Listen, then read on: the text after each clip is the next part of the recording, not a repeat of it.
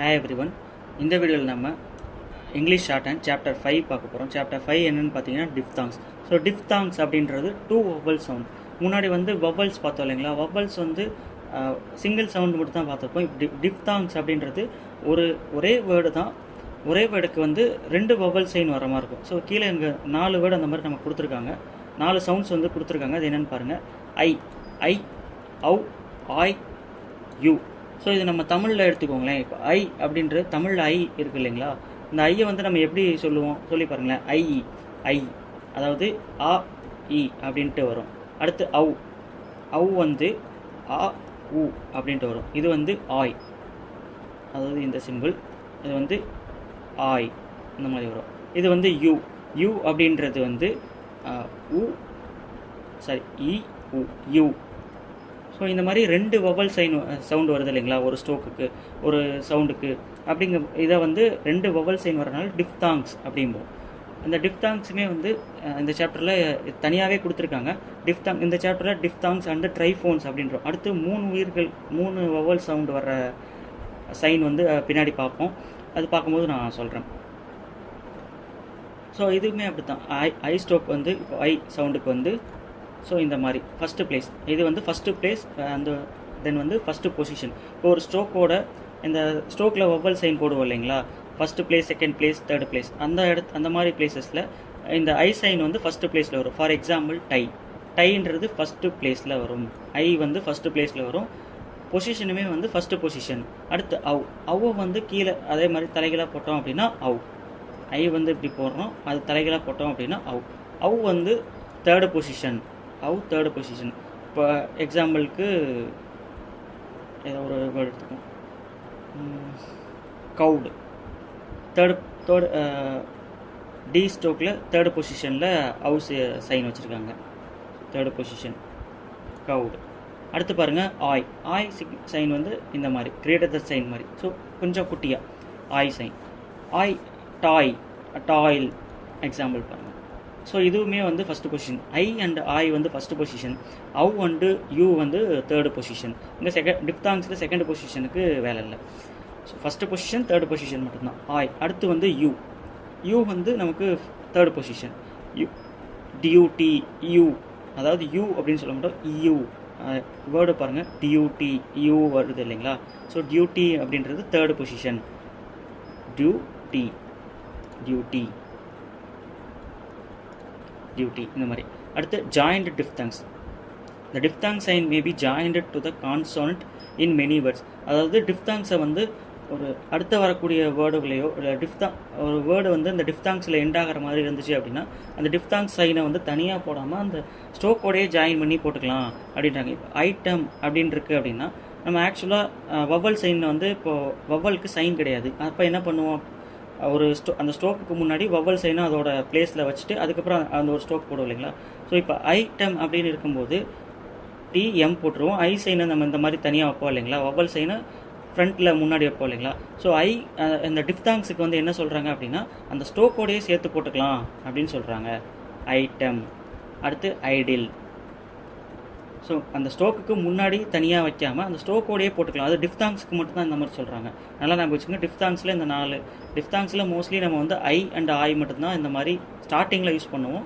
எண்டிங்கில் you and அவு வந்து use பண்ணுவோம். சில இடத்துல வந்து இந்த ஆயும் யூஸ் பண்ணுவோம். இப்போ டிஃப்தாங்ஸை வந்து நம்ம ஸ்ட்ரோக்கோட ஜாயின் பண்ணி எழுதிக்கலாம், ஃப்ரண்ட் அண்ட் பேக்கில் மட்டும், ஸ்டார்டிங் அண்ட் எண்டிங்கில் மட்டும் எழுதிக்கலாம்னு வச்சுக்கலாம். இப்போ ஐஎம். ஸோ இங்கே பாருங்கள், ஐஎம்க்கு மட்டும் ஐஎம் இந்த கண்டிஷன் பின்னாடி பார்ப்போம். ஐஎம்ன்றதுல வந்து ஐஎம் இப்படி தான் எழுதுவோம். அந்த ஐயில் வந்து ஒரு சைடு லைன் மட்டும் தான் இருக்கும், அடுத்த லைனில் வந்து இருக்காது. அந்த லைனுக்கு மேலே எம் ஸ்டார்ட் ஆகிருக்கும். ஸோ இது என்ன இதுன்ட்டு பின்னாடி பார்ப்போம். இப்போ அடுத்து பாருங்களேன், ஐஸ் அண்ட் ஐசிஇ ஐஸும் இப்படி தான் போட்டிருக்காங்க, இஒய்இஎஸ்க்கும் இது இப்படி தான் போட்டிருக்காங்க. ஸோ நம்ம வந்து ஸ்பெல்லிங்கை பார்க்கக்கூடாது, நம்ம ஷார்ட் ஹேண்ட் வந்து சவுண்டு என்ன இருக்கோ அதுக்கு தான் நம்ம ஸ்ட்ரோக் போடணும். ஸோ ரெண்டுக்குமே ஒரே சவுண்டு இல்லைங்களா, அதனால வந்து ரெண்டுக்குமே ஒரே ஸ்ட்ரோக்கு தான் வரும். அடுத்து அவுல முடியுது இல்லைங்களா. ஸோ தேர்டு பிளேஸில் பவ் போட்டு அவை வந்து நம்ம அவு சைன் தனியாக போடுறதுக்கு பதிலாக அந்த ஸ்ட்ரோக்கோடய சேர்த்து போட்டுக்கலாம். தனியாக போட்டாலும் கரெக்டு தான், ஸ்ட்ரோக்கோட சேர்த்து போட்டாலும் கரெக்டு தான். பட் கை எடுக்காமல் சீக்கிரமாக போடுறதுக்காக இது ஒரு ரூல் மாதிரி கொடுத்துருக்காங்க. அடுத்து அவுல ஸ்டார்ட் ஆனாலும் அதே மாதிரி நம்ம அந்த ஸ்ட்ரோக்கோட போட்டுக்கலாம். எக்ஸாம்பிள் அவுல். இஷ்யூ யூவில் முடிஞ்சிச்சு அப்படின்னா யூக்கு நல்லா ஞாபகம் வச்சுக்கோங்க. யூவில் வந்து இந்த மாதிரி டவுன்வேர்டு டவுன்வேர்டு ஸ்ட்ரோக்குக்கு வந்து டவுன்வேர்டு ஸ்ட்ரோக்கு ஸ்ட்ரெயிட் ஸ்ட்ரோக்குக்கு வந்து நம்ம யூ வந்து டவுன்வேர்டு யூ போடுவோம். வேரஸ் வந்து ஹரிசாண்டல் லைன் தென் வந்து அப்வேர்டு லைனுக்கு வந்து இந்த மாதிரி லெஃப்ட் செமி சர்க்கிள் போடுவோம். ஃபார் எக்ஸாம்பிள் இங்கே பாருங்கள், இஷ்யூ அப்படின்னா இந்த மாதிரி இஷ்யூன்றது டவுன்வேர்டு ஸ்ட்ரோக் இல்லைங்களா, அந்த ஸ்ட்ரோக்குக்கு டவுன்வேர்டு யூ போட்டிருக்காங்க. அதாவது இதுலேயே ஜாயின் பண்ணி டவுன்வேர்டு யூ போட்டிருக்காங்க. அடுத்து கீழே இப்போ ஆர்கியூ அப்படின்ட்டு வரும்போது ஆர்கியூ இது வந்து ஹரிசாண்டல் லைன் இல்லைங்களா, அந்த இடத்துல வந்து இப்படி போடலை, ஆர்கியூ இப்படி போடலை. அதுக்கு பதிலாக என்ன பண்ணுறாங்க, அந்த கியூலேயே முடிகிற மாதிரி லெஃப்ட் செமி சர்க்கிள் போடுறாங்க. லெஃப்ட் செமி சர்க்கிள் நல்லா ஞாபகம் வச்சுக்கோங்க. ரைட் செமி சர்க்கிள் பின்னாடி நம்ம யூஸ் பண்ணுவோம் ஹூக்கு, அப்போ கன்ஃபியூஸ் ஆகிடும். So left semi circle. அதே மாதிரி அப்வேர்டு ஸ்ட்ரோக்குக்கும் லெஃப்ட் செமி சர்க்கிள் யூஸ் பண்ணுவாங்க. டவுன்வேர்டு ஸ்ட்ரோக் வந்துச்சு அப்படின்னா downward semi circle, downward stroke வந்துச்சுன்னா downward semi circle. Horizontal line and வந்து அப்வேர்டு ஸ்ட்ரோக் வந்துச்சு அப்படின்னா லெஃப்ட் செமி சர்க்கிள் யூஸ் பண்ணுவோம். அடுத்து ட்ரைஃபோன்ஸ் அப்படின்றது ஒன்றும் இல்லைங்க, டிஃப்தாங்ஸ் பார்த்தோம் இல்லைங்களா. டிஃப்தாங்ஸ்ன்றது 2 வொவல் சவுண்ட் வந்துச்சு. இப்போ ட்ரைஃபோன்ஸ் அப்படின்றது 3 சவுண்டு வரப்போகுது. 3 சவுண்டு என்னென்னா, இப்போ ஐ பார்த்தோம் இல்லைங்களா, ஐனா ஆ இ பார்த்தோம். ஆ ஈயோட இன்னொரு ஆ சவுண்டு வந்துச்சு அப்படின்னா இது வந்து ட்ரைஃபோன்ஸ். இப்போ ஐக்கு என்ன ஸ்ட்ரோக் எழுதணும், ஐக்கு இந்த மாதிரி எழுதணும் இல்லைங்களா. இப்போ ட்ரைஃபோன்ஸ்க்கு என்ன மாதிரி, இப்போ ஐலேயே வந்து ஐ ஆ ஐயா, அதாவது நம்ம ஐ ஆன்ட்டு நான் உங்களுக்கு சொல்கிறேன், ஆனால் சவுண்டு வந்து ஐயா, அது உங்களுக்கு வேர்டு பார்க்கும்போது புரியும். ஸோ ட்ரைஃபோன்ஸ் அப்படிங்கும்போது இன்னொரு கோடு எக்ஸ்ட்ரா வரும். ஐ நம்ம இப்படி போடுவோம், அதோட இன்னொரு கோடு இப்படி எக்ஸ்ட்ரா வரும். அடுத்து வந்து ஆய் பார்த்தோம் இல்லைங்களா, இது வந்து ஆய் அப்படின்னு பார்த்தோம். இப்போ ஆய் வந்து ட்ரைஃபோன்ஸில் எப்படி வரும்னா ஆய், அடுத்து இது இந்த ஒரு கோடு. ஸோ ட்ரைஃபோன்ஸ்னால் 3 சின்ன லைன் வரும் அப்படின்ட்டு ஞாபகம் வச்சுக்கோங்க. டிஃப்தாங்ஸ்னால் 2 லைன்ஸ். ஸோ அவு பார்த்தோம் இல்லைங்களா, அவுக்கு அவ்வ அப்படின்னா அவ்வ, இந்த மாதிரி 3 லைன் வரும். அதே மாதிரி யூஏ யூ யூ அந்த மாதிரி வரும்போது யூ டவுன்வேர்டு யூ போட்டு இந்த மாதிரி கோடு போட்டுருவோம் யூஏ. ஸோ நம்ம இது வந்து அவு இப்படி கொஞ்சம் ஷார்ப்பாக, அந்த எட்ஜு ஷார்ப்பாக போட்டிங்கன்னா அவு மாதிரி போயிடும். ஸோ செமி சர்க்கிள் மாதிரி போடுங்க. ஸோ இப்போ எக்ஸாம்பிள் பாருங்களேன். இப்போது DIARY இது வந்து நம்ம டைரி அப்படின்னு படிப்போம். ஆக்சுவல் ஸ்பெல்லிங் வேர்டு வந்து டயரி, அதாவது டயரி அப்படிங்கும்போது ஐஏ வருது இல்லைங்களா. ஆக்சுவலாக ஐஏ அப்படின்னா ஐஏ நமக்கு ஆல்ரெடி ஒரு டிஃப்தாங் 2 வவ்வல் வேர்டு, அதுக்கப்புறம் ஒரு ஏ வருது இல்லைங்களா. ஸோ அங்கே ட்ரைஃபோன் யூஸ் பண்ணிக்கலாம். ஸோ டயரி அப்படின்றதுக்கு டா போட்டோம், ரீ போட்டோம். ஸோ ஃபஸ்ட்டு ப்ளேஸில் நம்ம வவ்வல் வைக்கணும் இல்லைங்க, அங்கே அந்த ட்ரைஃபோன் யூஸ் பண்ணிக்கலாம், டயரி. அடுத்து லாயலுக்கு லா ஐய அதாவது ஆய் ஐ அல்லது ஆய். ஸோ அந்த இடத்துல நம்ம ட்ரைஃபோன் யூஸ் பண்ணிக்கலாம். ஐ அதுக்கப்புறம் ஒரு ஆ வருது இல்லைங்களா, அப்போ லா இல் போட்டுக்கிறோம். அதுக்கு வந்து ஃபஸ்ட்டு ப்ளேஸில் வவ்வல் சைன் வச்சுக்கிறோம், லாயல். அடுத்து டவல், அவு வருது இல்லைங்களா, ட இல் டவல். அடுத்து பாருங்கள், riot, engineers, annuity UA annuity. So இந்த மாதிரி உங்களுக்கு படிக்கும் போதே வந்து டிஃப்தாங்ஸுக்கும் ட்ரைஃபோன்ஸுக்கும் வித்தியாசம் தெரியும். ஸோ இதில் கன்ஃபியூஸ் பண்ணுறதுக்கு ஒன்றும் இல்லை. அடுத்து பாருங்கள், அப்ரிவேட்டட் டபிள்யூ. ஸோ டபிள்யூக்குமே ஒரு ரூல் கொடுக்குறாங்க. என்னன்னா, டபிள்யூ ஸ்டார்ட் ஆகி டபிள்யூவில் ஒரு வேர்டு ஸ்டார்ட் ஆகி அதுக்கப்புறம் KGM R, அதாவது அப்வேர்டு ஆர் ரே அப்படின்னு சொல்லுவோம்.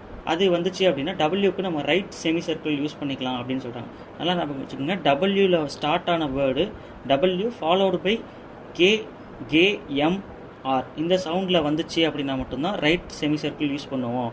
மற்ற இடத்துல வந்து நம்ம டபிள்யூக்கு உண்டான ஸ்ட்ரோக்கு தான், அதாவது இந்த ஸ்ட்ரோக்கு தான் யூஸ் பண்ணுவோம். தென் வந்து W is preceded by a vowel, டபிள்யூக்கு முன்னாடி வவ்வல் வந்தாலுமே நம்ம இந்த ஸ்ட்ரோக்கை தான் யூஸ் பண்ணுவோம். பிகாஸ் அந்த இடத்துல நம்ம செமி சர்க்கிள் யூஸ் பண்ண முடியாது. செமி சர்க்கிள் யூஸ் பண்ணோம்னா நம்ம வவ்வல் சைனுக்கு வைக்க இடம் இல்லாமல் போயிடும், பிளேஸ் இல்லாமல் போயிடும்.